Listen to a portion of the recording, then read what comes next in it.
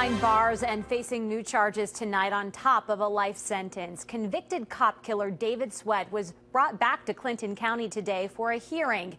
It's been 2.5 months since he escaped from prison. Right now, Sweat spends about 23 hours every day in a special holding cell far from Dannemora.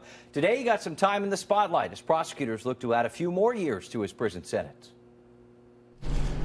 David Sweat emerged with his arm in a sling and his surroundings well guarded, officially facing charges for his escape from maximum security prison. Does he represent you?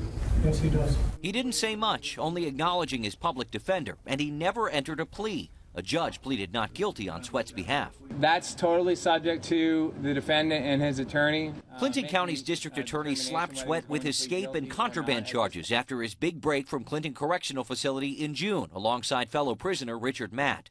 Matt was killed, but prosecutors hope to add 3.5 to 7 years to Sweat's existing life sentence for murder. When asked if the case would go to trial, the DA told reporters that decision is up to David Sweat. We'll go whatever way we have to prosecute Mr. Sweat, and if it is the issue of going to trial, I don't expect that it will, although it will be an expense to the county, it won't be a great expense. I need to negotiate with the DA's office.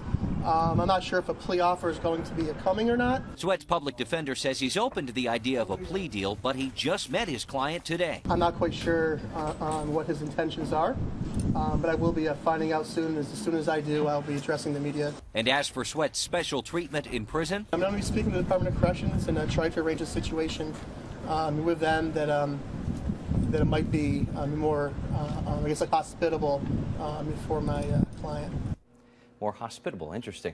Oddly enough, the DA says Sweat was briefly transferred back to Clinton Correctional Facility before his hearing. You saw the sling that he was carrying along there on Sweat's arm. Prosecutors say that's still from the gunshot wounds and injuries during his capture in late June. Sweat will head back to court next month if a plea deal is not reached by then.